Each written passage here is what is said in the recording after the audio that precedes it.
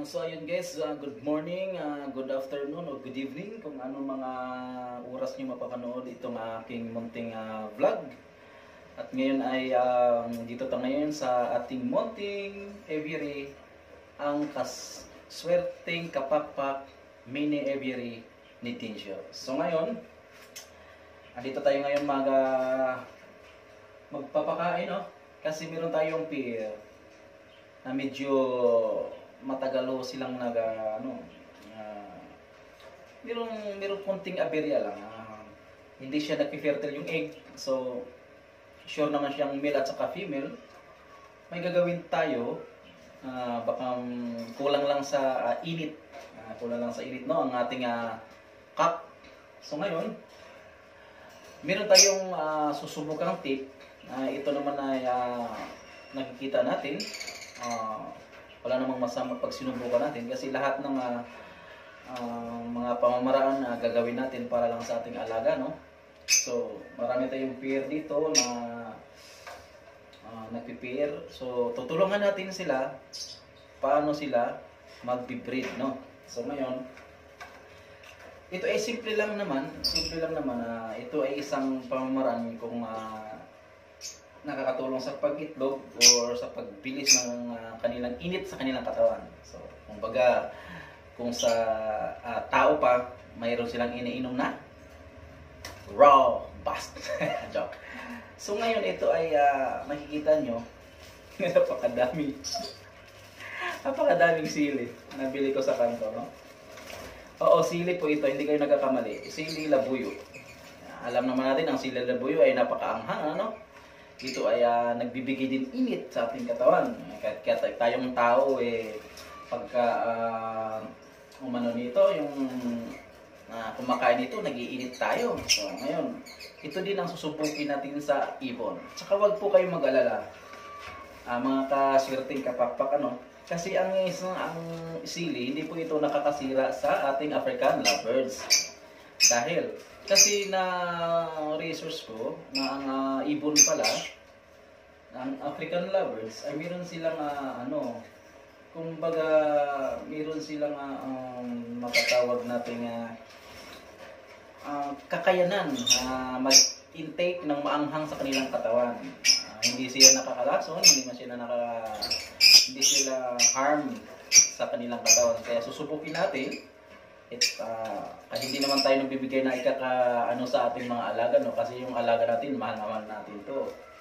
So ngayon, ang proseso nito, mga kaswerteng kapakpak, gugupitin natin to siya. Ilalagay natin siya. Kukuha tayo ng yan. Kukuha tayo ng kapraso, no? Ay, nalaglag. Ayan.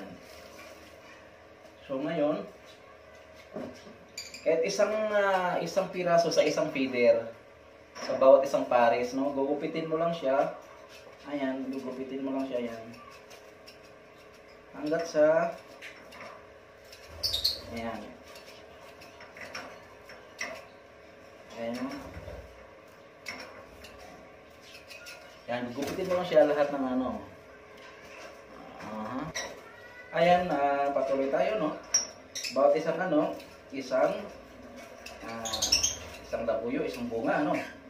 Yan, madami-dami ito. Kaya ito yung kumbaga nagpapainit ng katawan nila. Kasi nagtaka ako dito. Baka meron kulang sa sampaw meron akong parisan dito na laging nag-iitlog. Kasi marami naman kasing dahilan. Subukin lang natin. So, maraming dahilan kung bakit hindi nagpipertil yung itlog. Yung iba, kulang sa mga pampa-vitamins. Yung iba naman, baka daw puro lalaki, puro babae. Pero hindi naman marami yung itlog nila. Alam mo yung mga kaswerteng kapakpak, pagka puro babae man yan kasi, or ang itlog nila, hihigit po yan sa 5, magiging 8, 10, ganun. Ayun, sigurado parehas po ang gender mo. Pero ito, nagre-range na siya sa 2 to 3 na eggs. Yan. Saka yan. Ayan, nalagyan na natin. Ayan, no? Nalalagyan natin ng mga sili. Lahat, nalagyan na natin. So ngayon ang gagawin natin, kukuha tayo dito sa ating pagkain. Ayan. Ang bawat takal ng pagkain, iba, ang alam natin na talagang isang scoop ng gatas. Ano? Isang scoop yung gatas na ginagawa sa bibi pag nagtimpla ka ng gatas. Ano? So ang sa atin, tansyado naman natin yun, kaya lalagyan lang natin siya ng ganyan. Kasi tansya naman natin yun, tansyahan na lang. Huwag manubra kasi pag nasubrahan yung ibon nyo, magkakaroon ng problema, magkakasapula. Tataba po yung bandang puwita nila, at maaaring hindi na sila mag-iitlog.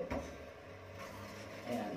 So ngayon, ang gagawin natin, huwag natin kamayin baka makalimot kayo, kinakamay kayo yung yung angha, tapos bigla kayong magwiwiwi. At malaking problema yun, guys.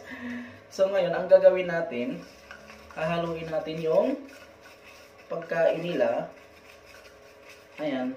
At saka yung sili. Ayan, guys, no? Hahaluin natin para yung anghang kakapit doon sa kakainin nilang pagkain, kumbaga African mix. Ayan. Ito, ayan. Ayan. Sigurado sila dito, pag nakain ng lalaki to, o di ka man babae, sigurado kung babae ang tatamaan ng maanghang, sila yung, kumbaga sila yung mga ngalabit doon sa kat. Pero pagka ang natamaan dito sa anghang at iinit yung katawan, sigurado hahabulin niya yung ating hen. Tsaka ngayon, madalas silang magme-mate. And then, nakakatulong to para magkaroon tayo ng mga inakay. So ngayon, ibibigay na natin to. Ayan may ibibigay na natin to At so, ayun na nga mga kapakno, no? Ay mga ating mga kapakno at ating mga kaswerteng kapakpak. Ayan. Ilagay na natin. Ayan. At andyan yung sa loob yung ating parisan. Sa loob ng nest box, no? Ayan. Ilagay na natin. Okay. Mamaya kakain na sila. Tsaka maramdaman nila mamaya okay bukas ang init ng pighati. So ayun, hanggang dito na lang mga kaswerteng kapakpak mini aviary. So hanggang sa sunod nating pag-uusap, kwentuhan tayo. Bye bye. Welcome to the Swerteng Kapakpak Mini Aviary. Ayun yung mga alaga ko, mga Posino. May sili pa ako. Ayan, yellow ball, split upa, split ino, green opa, split ino. Nagtago yung iba.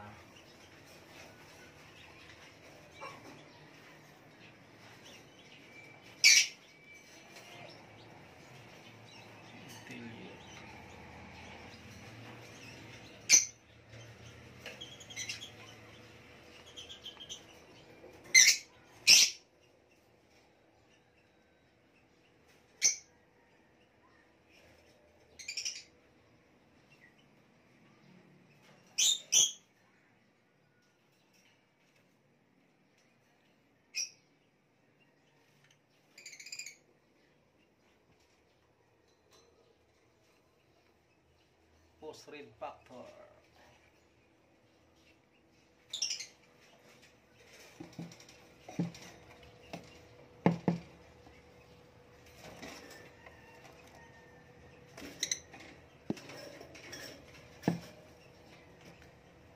Back-to-back Lutino opa.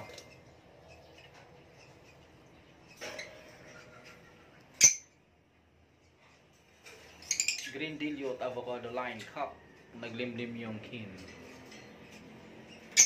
4 out of 4 fertile.